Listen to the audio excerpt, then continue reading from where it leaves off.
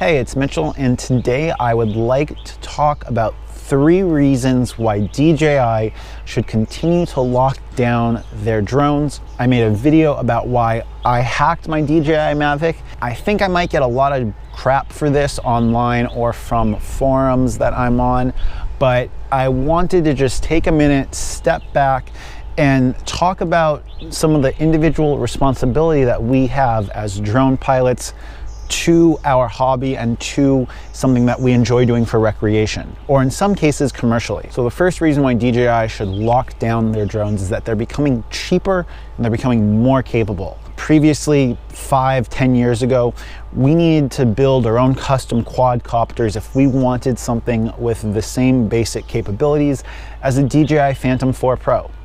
And that investment in time, energy, sweat, blood, tears, etc., burdened all of the drone creators and drone hobbyists with a responsibility to not only take care of your gear, but to make sure that you brought it back home safely, because not only was it a fiscal investment, but it was an emotional investment as well as a time investment.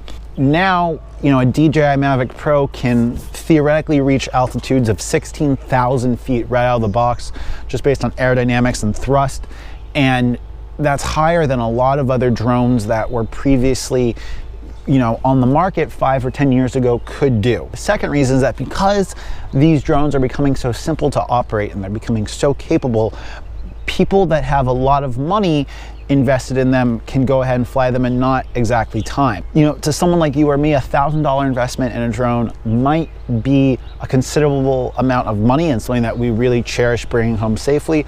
But I've met tons of people that have a ton of money, and for them, $1,000 drone isn't necessarily that big of an investment. So their care and attentiveness to bring that drone home safely is significantly less than someone that had a lot of time and energy invested into drones as a hobby necessarily would. The third and final reason that I wanted to talk about this and why they should lock down their drones is many people are receiving drones as gifts. So what if, in the United States and in most Western countries, the age of adulthood is age 18, but what if a 15 or 16-year-old gets a drone that's not locked down and they cause death or injury to someone? As a minor, is the responsibility of that going to fall on them as the drone operator or on their parents who bought them the drone? In many cases, we've seen that children are not allowed to agree to contracts necessarily, and their guardian is the one that the responsibility falls for. So if I buy my 14-year-old son a drone and he causes death or injury to someone, is that going to then hold me liable? And there's a lot of other questions and a lot of other situations that we could see arising from drone ownership that we might not have had prior to this. I know some people might absolutely hate me for bringing this up. I know some people are going to agree wholeheartedly with me for talking about this, but most importantly, I just wanted to start a conversation about drone ownership and about drones, lockdowns and drone restrictions, and I want to know how you guys feel. So please, if you have some constructive comments, I would love to start an ongoing thread about this in the comment section. I'd really like to know your thoughts, and if you want to go ahead and see more of my thoughts in a slightly longer form, go ahead and check out links to my STEEMIT profile. If you're not familiar with STEEMIT, it's a blockchain social network. Basically, you can make money from using a social network and sharing things with people. I've already made like 20 bucks on it.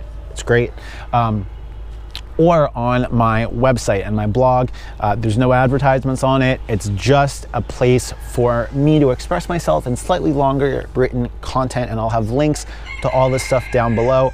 And if you'd like to talk about this in a different setting and you're more of a Facebook person, I'll have links to Travel Tubers. It's my Facebook group for people that like to travel and create content. And until next time, it's been Mitchell Millennial, coming to you from Hanoi, Vietnam. Peace.